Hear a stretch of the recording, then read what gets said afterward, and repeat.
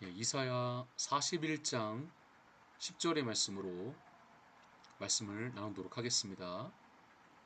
두려워하지 말라. 내가 너와 함께함이라. 놀라지 말라. 나는 내 하나님이 됨이라. 내가 너를 굳세게 하리라. 참으로 너를 도와주리라. 참으로 나의 의로운 오른손으로 너를 붙들리라. 아멘. 세상에는 두려움 없는 사람처럼 보이는 사람들이 참 많은 것 같아요.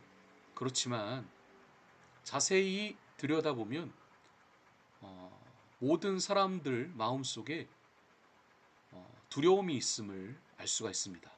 무언가를 두려워하며 살아가는 거죠. 미래가 두렵고 실패가 두렵고 때로는 주변 사람들의 시선이 두려운 것입니다. 요즘은 병드는 것도 두렵습니다. 혹시나 병에 걸리진 않을까? 그런 마음이 있는 거죠. 가난도 두렵고 관계가 깨지는 것도 두려워요. 사랑하는 사람을 잃는 것도 두려운 것 중에 하나인 것 같습니다. 어떤 사람은 겉으로는 굉장히 강해 보이지만 속으로는 무너지고 있는 사람도 제가 본 적이 있어요. 특별히 요즘은요, 두려움을 먹고 사는 시대라고 해도 과언이 아닐 것입니다. 뉴스를 틀어보세요. 전쟁 이야기뿐입니다. 경제 불황 이야기, 또 사건 사고는 왜 그렇게 많은지 사건 사고 이야기들로 가득합니다. 불안한 미래에 대한 이야기로 또 가득하죠. 그런데 여러분, 성경은요 뭐라고 말하느냐? 두려움에 대해서 다음과 같이 설명을 하고 있습니다. 두려움은 단순한 감정이 아니라 영혼을 무너뜨리는 무서운 영적 공격이라고 성경은 말하고 있어요. 그러니까 마귀가 두려움을 사용하는 거죠. 자꾸 우리 마음 가운데 두려움을 집어넣어서 조금씩 무너뜨리는 것입니다. 망하면 어떡하지? 또 상처받으면 어떡하지? 하나님이 정말 나와 함께 하실까? 기도해도 안 되면 어떡하지? 이런 생각들이 계속 들어오기 시작하면 믿음은 결국 흔들릴 수밖에 없는 것입니다. 그래서 하나님은 오늘 본문에서 계속해서 반복적으로 말씀하고 계세요. 뭐라고요? 두려워하지 말라. 하나님은 두려워하는 우리에게 함께 하심을 약속하고 계십니다. 내가 너와 함께함이라. 내가 너를 도우리라. 내가 너를 붙들리라. 할렐루야. 사랑하는 성도 여러분, 오늘 이 말씀을 통해 두려움 속에서도 끝까지 기도하는 믿음을 회복할 수 있는, 또 회복하게 되는 여러분 모두가 되시기를 주님의 이름으로 축복합니다. 두려움은 믿음을 무너뜨리는 사탄의 공격입니다. 자, 이스라엘 백성들은 지금 큰 두려움 가운데 쌓여 있습니다. 그들은 70년 바벨론 포로 생활을 했어요. 나라가 무너졌고 성전이 무너졌고 삶이 무너졌습니다. 그들은 이제는 우리는 끝났다라고 생각을 했어요.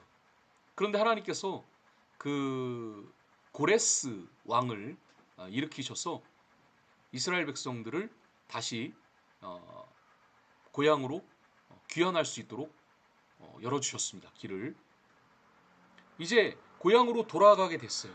그런데 여러분 이상하지 않습니까? 좋아야 해야 되는데 갑작스럽게 이 마음 가운데 두려움이 밀려 들어온 겁니다. 왜 두려움에 밀려 들어왔을까요? 현실이 막막했기 때문일 것입니다. 돌아가면 과연 우리가 먹고는 살 수 있을까? 과연 나라도 다시 황폐해졌고 성전도 무너졌고 이런 우리에게 과연 미래가 다시 보장될 수 있을까? 또 실패하면 어떡하지? 그런 마음들이 있었기 때문입니다. 두려움은요, 현실보다 문제를 더 크게 만드는 것 같습니다. 사랑하는 성도 여러분, 우리도 그래요. 하나님을 살아계신 하나님을 믿는다라고 말하지만 사실 그 현실의 문제 앞에서 쉽게 두려워하는 것을 우리가 인정할 수밖에 없습니다. 베드로 아시잖아요. 예수님께서 그 바다 위로 오라 하시자 베드로가 물 위를 걸었습니다. 아마 최초로 물 위를 걸은 사람이 베드로일 것입니다. 그런데 두려움이 생겼어요. 그래서 바람을 보는 순간 또 파도를 보는 순간 빠져버렸습니다. 왜 그렇습니까? 예수님을 바라보던 시선이 이 환경으로 옮겨갔기 때문인 것입니다. 저는 이렇게 한번 정리해보고 싶어요. 두려움의 가장 큰 특징은 하나님보다 현실의 문제를 크게 보는 것입니다. 이게 두려움이 어떻게 보면 무서운 특징이라고 할 수 있는 거죠. 하나님보다 현실을 바라보게 하는 것. 원래 여러분 골리앗은 컸습니다. 그러나 다윗은 골리앗보다 누구를 더 크게 바라봤습니까?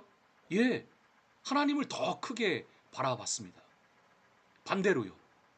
10명의 정탐꾼들 아시잖아요. 그들은 하나님보다 누구를 더 크게 봤나요? 가나안 이 안악 자손들을 더 크게 봤기 때문에 그래서 스스로를 우리는 메뚜기와 같다 라고 표현한 거 아니겠습니까?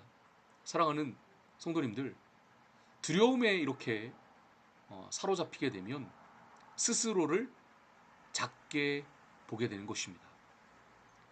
자꾸 자존감도 낮아지게 되고 그래서 나는 안 돼, 나는 부족해, 나는 결국에는 실패하고 말 거야. 여러분 이것이 두려움의 언어들인 것입니다. 하지만 여러분 믿음은 다르게 말하고 있습니다. 하나님이 함께 하시면 됩니다. 마귀는 우리를 이 죄로만 넘어뜨리는 것이 아닙니다. 두려움으로도 넘어뜨려요. 그 두려움이 너무 크다 보니까 기도하지 못하게 만들고 말씀에 순종하지 못하게 만들고 도전하지 못하게 만들고 불신하게 만드는 거죠. 그래서 두려움이 생겼다 하면 영적으로 싸워서 이겨야 됩니다. 근데 여러분 우리에게 영적인 무기가 있잖아요. 그게 뭐예요? 바로 기도인 줄로 믿습니다. 두려움과 맞서 싸울 수 있는 가장 강력한 무기는 뭐다? 바로 기도입니다. 두 번째로 하나님은 두려워하는 자들에게 함께 하심을 약속하십니다. 이스라엘 백성들에게 아주 놀라운 말씀을 하고 계세요. 두려워하지 말라, 내가 너와 함께 함이라. 할렐루야. 하나님은 먼저 문제를 없어주시겠다라고 말씀하지 않으시고요. 내가 너와 함께 하겠다라고 말씀을 하세요. 저는 이것이 신앙의 핵심이라고 생각을 합니다. 우리 인생에 여러분 문제가 없습니까? 아니죠. 문제가 수시로 생기지 않습니까? 그래서 인생의 가장 큰 축복은 문제가 없는 것이 아니라 하나님이 함께 하시는 것. 저는 그게 인생의 가장 큰 축복이라고 확신합니다. 다윗에게 골리앗이 없었던 거 아니잖아요. 다니엘에게 사자굴이 없었습니까? 있었어요. 문제가 다 있었어요. 사드락과 메삭과 아벳느고 이들에게도 여러분 풀무불이 있었습니다.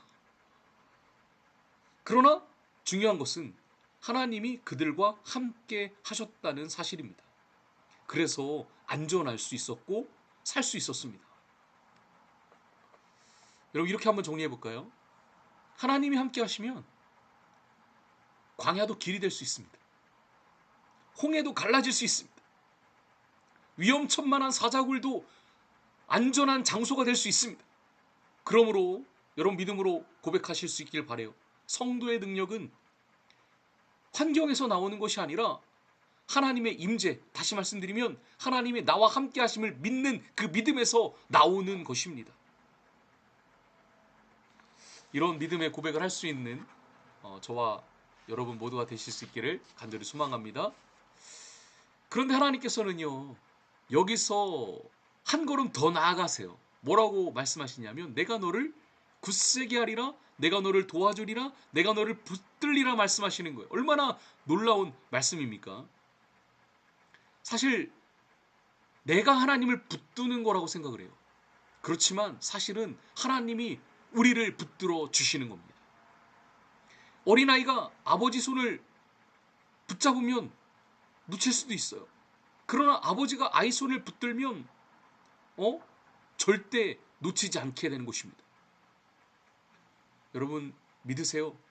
지금도 하나님께서 여러분의 손을 붙들고 계십니다. 우리가 흔들릴 수는 있죠. 눈물 흘릴 수는 있죠. 넘어질 수도 있어요. 그러나 아버지신 하나님께서 나를 붙들고 계시기 때문에 결코 망하지는 않습니다. 하나님이 붙들고 계세요. 이 사실을 믿으실 수 있기를 바랍니다. 한 목사님이 이런 간증을 했어요. 너무 힘든 일이 겹쳐서 새벽 기도에 나갔는데 기도가 안 나오더랍니다. 앉아서 계속 그냥 눈물만 흘리고 있었대요. 하나님, 더 이상 못하겠습니다. 저는 못하겠습니다. 너무 힘들어요. 이제는 무너질 것 같습니다. 그런데 그때 마음 가운데 이런 감동이 들어오더랍니다. 네가 나를 붙드는 것이 아니라 내가 너를 붙들고 있단다. 그 순간 감동의 눈물이 터져 나왔다고 합니다. 사랑하는 우리 성도님들, 우리 신앙 내 힘으로 유지되는 거 아닙니다. 내 믿음 내가 지키는 것 같지만 사실은 하나님의 은혜로 유지되고 있는 것이고 하나님께서 붙들어주고 계시는 것입니다. 그러므로 우리가 해야 될 일이 있어요. 두려움이 사라질 때까지 어떻게 되느냐? 기도해야 됩니다. 오늘 이사야 41장 10절 말씀의 핵심이 저는 기도라고 생각을 해요. 하나님은 두려워하지 말라라고 말씀하시면서 동시에 우리에게 나오라 말씀하십니다. 하나님께는 나오라 말씀하세요. 왜냐하면 두려움은 그냥 떠나가는 것이 아니라 기도의 자리에서 떠나가고 두려움은 기도 때문에 무너지기 때문인 것입니다. 여러분 이렇게 정리하셔야 돼요. 기도는 단순히 소원을 말하는 시간이 아니에요. 기도는 두려움 속에서 하나님의 음성을 다시 듣는 시간인 줄로 믿습니다. 세상은 계속 말합니다. 안 될 거야. 망할 거야. 너에겐 희망이 없어. 소망이 없어. 그런데 기도의 자리에 나오면 하나님의 음성이 들리는 겁니다. 내가 너와 함께하고 있단다. 내가 너를 도와줄 것이다. 내가 너를 붙들리라. 그래서 여러분 기도가 영적인 호흡 아니겠습니까? 기도를 멈추게 되면 영혼이 질식할 수밖에 없습니다. 그러나 여러분 기도하면 반드시 살아나게 될 것입니다. 우리 예수님도 겟세마네 동산에서 기도하실 때 두려워하셨잖아요. 예수님께서 얼마나 두려워하셨는지 심히 고민하여 죽게 되었다라고 말씀을 하고 있습니다. 십자가의 고통이 얼마나 두려우셨겠어요. 그런데 예수님은 기도하셨습니다. 한 번만 기도하신 것이 3번 반복해서 기도하셨어요. 마음이 하나님의 뜻에 완전히 순복할 때까지 우리 예수님 기도하신 겁니다. 우리도 여러분 그래야 되지 않겠습니까? 부탁드리고 싶은 것은 평안이 올 때까지 기도하십시오. 믿음이 회복될 때까지 기도하세요. 두려움이 떠나갈 때까지 기도하세요. 하나님의 음성이 들릴 때까지 기도하세요. 어떤 사람은 말합니다. 기도해도 소용이 없던데요. 기도해도 아무것도 변한 것 없이 그대로이던데요. 물론 당장엔 그럴 수 있습니다. 기도한다고 당장의 상황이 180도 안 바뀔 수도 있어요. 그러나 기도하면 반드시 바뀌는 것이 있습니다. 내 마음이 바뀝니다. 두려움이 믿음으로 바뀌고 원망이 감사로 바뀌게 되어 절망이 소망으로 바뀌게 됩니다. 결국 여러분 하나님께서는요 가장 좋은 길로 인도하십니다. 기도는 포기하지 않는 것입니다. 기도는 뭡니까? 하나님의 손을 놓지 않는 거예요. 할 말이 없다고요? 그러면 눈물로 나오세요. 눈물로라도 하나님 앞에 나아가면 하나님이 들으십니다. 기도는 무너지는 마음을 하나님께 붙드는 것입니다. 사랑하는 성도님들, 지금 여러분 마음속에 큰 두려움이 있습니까?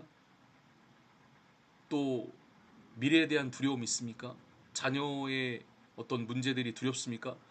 건강 문제가 두렵습니까? 물질적인 문제가 두렵습니까? 관계로 인한 상처가 두렵습니까? 오늘 하나님의 음성이 들려주시길 바랍니다. 두려워하지 말라. 내가 너와 함께 한단다. 내가 너를 도와주리라. 내가 너를 붙들리라. 여러분 이 음성을 들으시고 두려움이 떠나가실 수 있기를 소원합니다. 오늘도 하나님은요 두려워 떠는 우리 손을 붙드시며 말씀하십니다. 두려워하지 말라. 내가 너를 도우리라. 이 믿음 붙들고 끝까지 승리하는 저와 여러분 되시기를 주님의 이름으로 축원드립니다. 기도하겠습니다. 사랑과 은혜가 풍성하신 하나님, 오늘도 말씀 앞에 세워주시고 두려움 가운데 우리의 마음을 위로해 주시니 감사합니다. 하나님, 우리는 참 연약합니다. 겉으로는 강한 척 살아가지만 마음속엔 수많은 두려움들이 있고 마음이 무너지고 있음을 고백합니다. 미래가 두렵고 실패가 두렵고 사람들의 시선이 두렵습니다. 건강과 경제와 관계의 문제들 앞에 흔들릴 때가 너무나도 많습니다. 현실 앞에 낙심하고 무너졌던 우리의 마음을 용서해 주시고 새롭게 하여 주시옵소서. 하나님, 하나님을 더 크게 보는 믿음을 허락해 주시옵소서. 다윗의 믿음, 하나님을 바라봤던 다윗의 믿음을 우리에게도 동일하게 내려 주시옵소서. 두려워하지 말라고 내가 너와 함께함이라고 말씀하셨사오니 이 약속의 말씀 굳게 붙들고 승리하는 우리 모두가 되게 하여 주시옵소서. 모든 영광 하나님께 올려드리며 살아계신 예수님의 이름으로 기도드리옵나이다. 아멘. 오늘도 승리하시길 바랍니다. 샬롬.